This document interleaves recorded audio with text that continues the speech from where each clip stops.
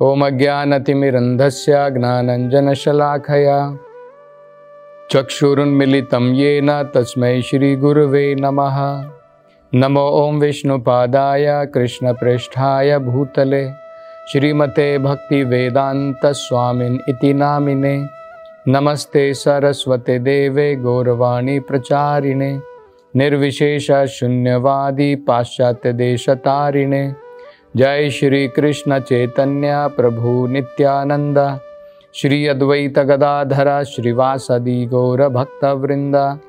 हरे कृष्णा कृष्ण कृष्णा हरे हरे, हरे राम राम राम हरे हरे। हरे कृष्णा।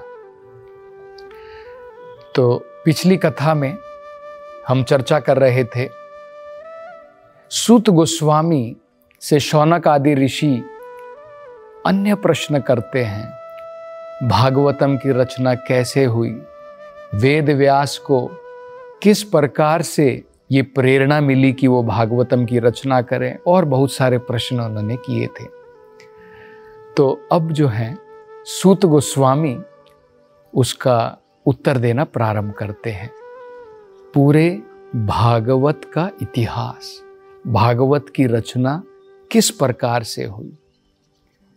तो कहते हैं कि वेद व्यास का जन्म जो है युगों की तीसरी संध्या में हुआ। तीसरी संध्या का मतलब क्या होता है? पहला जैसे जब सतयुग होता है और द्वापर होता है, जब सतयुग जाने वाला है, खत्म होने वाला है, और द्वापर युग प्रारंभ होने वाला होता है, तो उसे पहली संध्या कहते हैं। इसी प्रकार से जब द्वापर युग समाप्त होने वाला है, त्रेता प्रारंभ होने वाला है, उसे दूसरी संध्या कहते हैं। और जब त्रेता समाप्त होने वाला है, कलयुग प्रारंभ होने वाला है, उसे तीसरी संध्या कहते हैं। तो तीसरी संध्या में कलयुग के प्रारंभ होने से पहले इस संध्या में जो है वेद व्यास का जन्म हुआ। तो हमने इसके बारे में पहले भी सुना है, वेद व्यास स्वयं भगवान के अवतार हैं, जिनका सबसे महत्वपूर्ण कार्य हम सभी मानव जाति के लोगों को ये सारे वेद और पुराण उन्होंने ही दिए हैं, उन्होंने ही प्रदान किए हैं। तो उनका जन्म जो है, उनके पिता थे पराशर मुनि, बड़े ही महान संत थे, और उनकी माता जो थी एक मत्स्य कन्या थी, सत्यवती। तो उनके द्वारा जो है उनका जन्म हुआ था। तो वेद व्यास हिमालय में बद्रिका आश्रम जो है वहाँ पर उनका वास था, और वहाँ पर सरस्वती नदी के किनारे वहाँ पर उनका आश्रम था।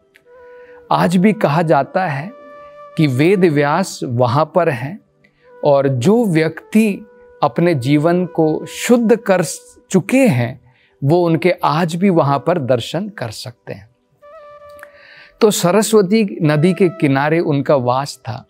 एक दिन उन्होंने सरस्वती नदी में अपना स्नान किया, अपने नित्य कर्म जो अपने आश्रम में पूर्ण किए, और अब जो है उन्होंने भगवान के ऊपर ध्यान लगाना प्रारंभ किया, और वो कलयुग के लोगों की भलाई के बारे में सोच रहे हैं, भगवान से प्रार्थना कर रहे हैं, और उस ध्यान के अंदर में वो देखना चाहते हैं, भगवान से जो है ये प्रेरणा लेना चाहते हैं कि मैं कलयुग के लोगों का उद्धार किस प्रकार से कर सकूं।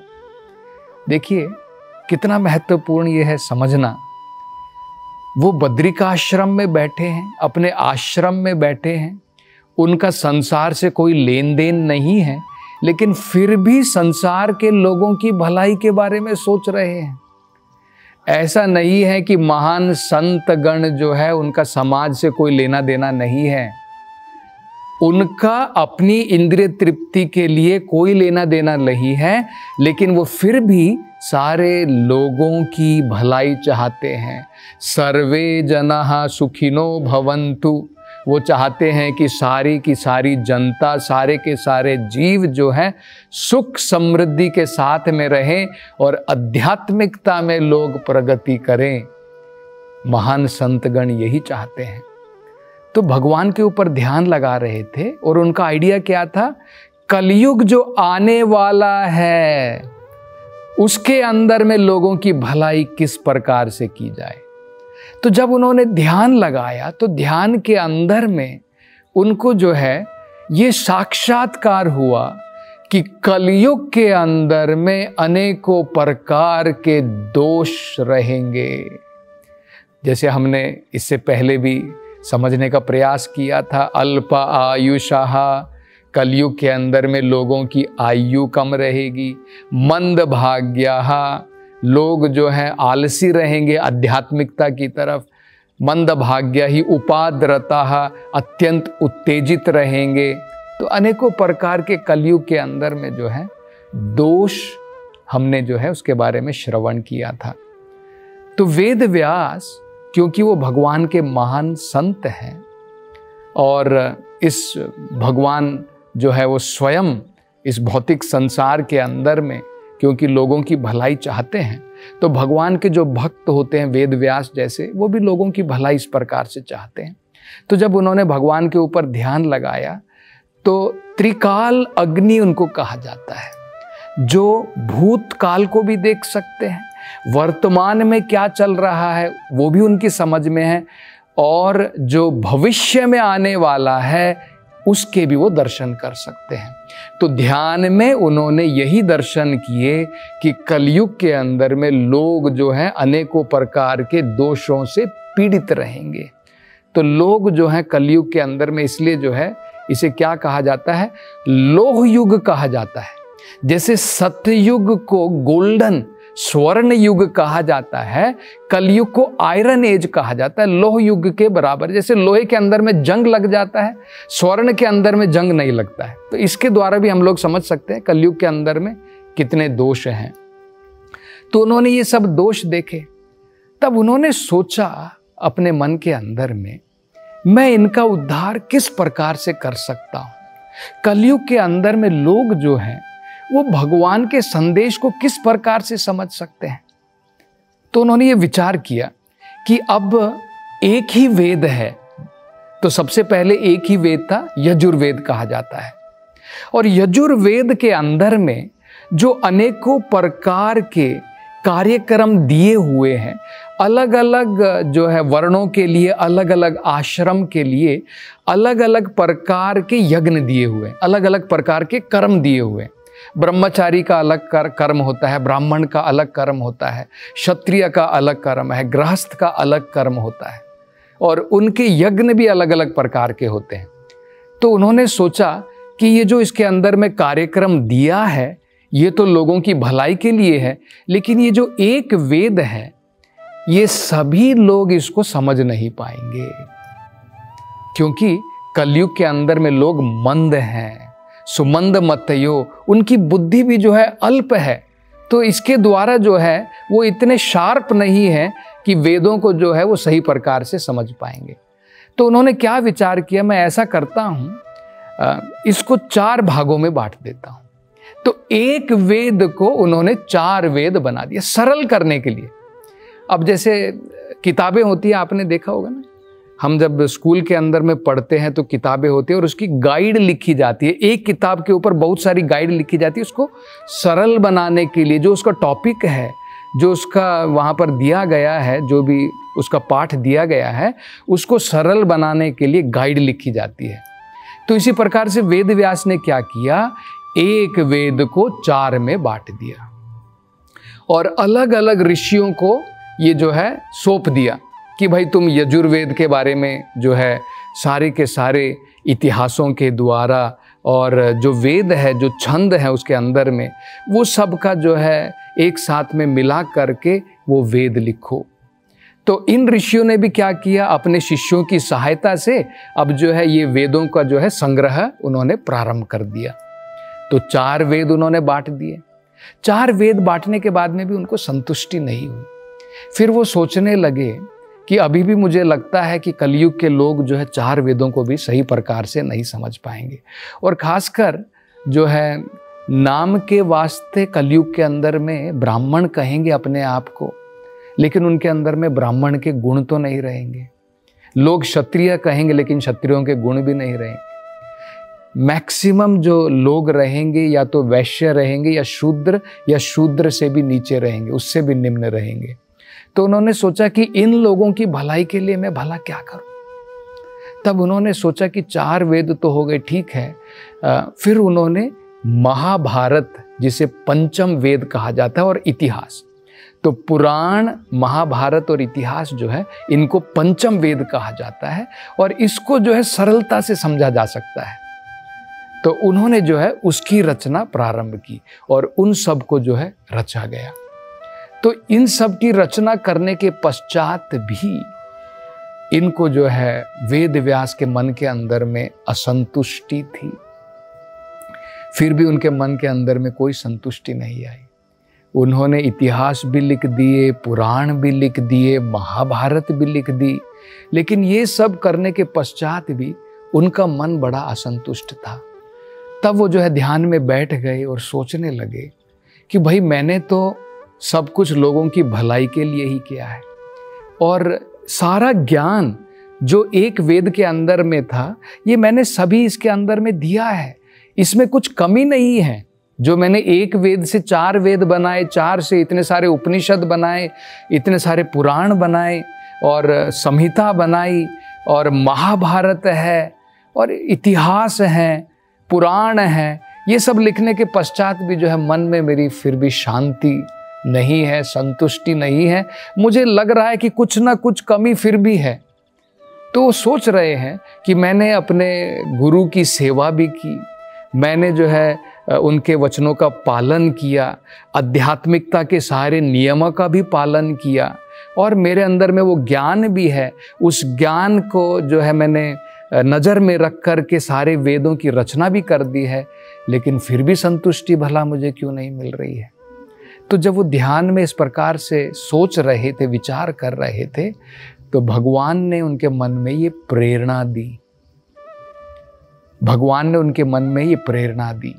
तब उनको ये समझ में आ रहा था कि मैंने सारे वेदों की रचना कर दी है, मैंने इतिहास भी लिख दिए, महाभारत भी लिख दी, लेकिन भगवान की भक्ति, भगवान के गुण, उनका व्याख्यान मैंने कहीं पर भी सही प्रकार से प्रत्यक्ष रूप से नहीं किया है। सारे वेदों के अंदर में केवल अप्रत्यक्ष रूप से निराकार ब्रह्मन जो है, केवल परम सत्य, इस प्रकार से मैंने जो है उनका व्याख्यान किया है। प्रत्यक्ष रूप से डायरेक्टली भगवान का मैंने गुणगान जो है वेदों के अंदर में नहीं किया है और लगता है यही कारण है कि मेरा मन अभी तक असंतुष्ट है।